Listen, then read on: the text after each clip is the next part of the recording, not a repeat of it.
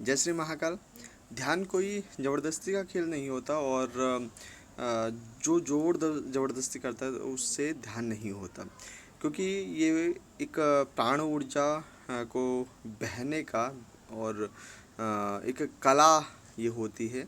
और ये सूर्य चंद्र और जो त्रिवेणी नाड़ी होते, जो ईड़ा पेड़ा और सुषुम्ना नाड़ी बोलते हैं, उनके अनुसार अपने इष्ट या गुरु का ध्यान करने की एक जो कला होती है, उसकी प्राकृतिक विधि को आज हम समझने की कोशिश करेंगे।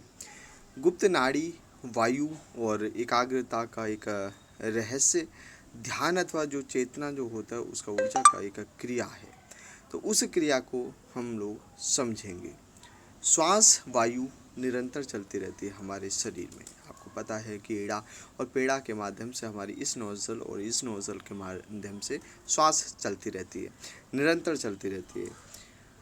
और इसके अंदर जाने का मार्ग तीन जो बहुत पतली गलियां होती है, मतलब पतली नलियां होती है, उसके माध्यम से तीनों नाड़ियों से होकर गुजरती है। चंद्र और त्रिवेणी जो सुषुम्ना नाड़ी बोलते हैं और ईड़ा नाड़ी बोलते हैं, ईड़ा और पीड़ा नाड़ी बोलते हैं, जिसे चंद्र नाड़ी, सूर्य नाड़ी और सुषुम्ना नाड़ी, त्रिवेणी नाड़ी के नाम से भी जानते हैं। हमारे जो गुण होता है, तत्व भाव जो होता है और वर्तमान स्वभाव के अनुसार गति तय होती है।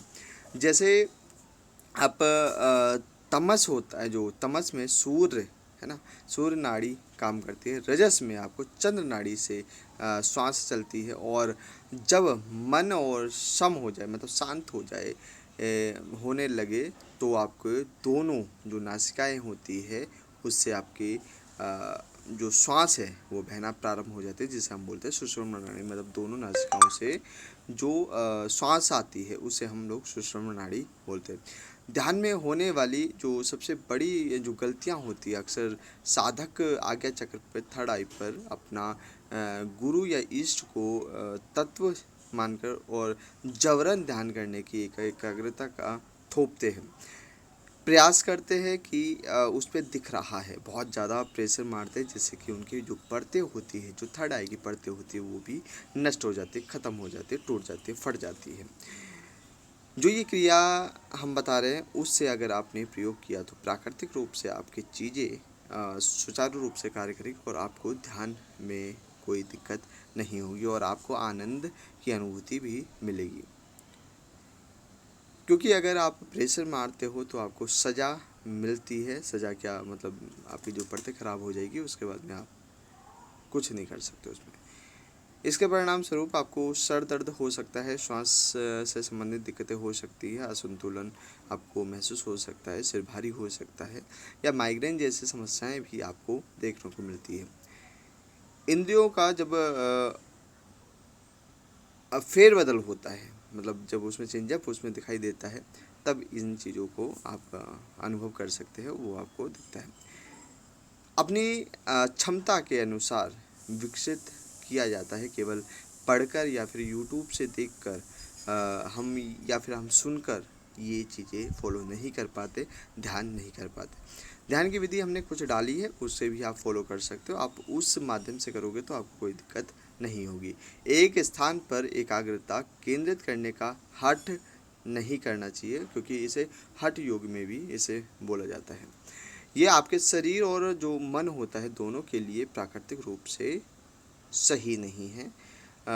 और सही क्रिया अनुभव करके इसे अगर देखना है तो आपको सबसे सरल विधि एक हमने बताई भी हुई है, दूसरी विधि और भी बता देंगे आपको, ठीक है।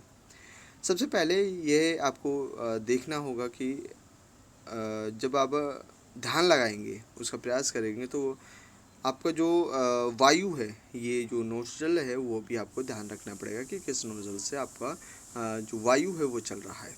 अगर आपको ध्यान लगाना है तो आपको प्रवाह का जरूर, नासिकाओं का विशेष आपको ध्यान लगाना जरूरी है, ध्यान देना आपको ज़रूरी पड़ेगा।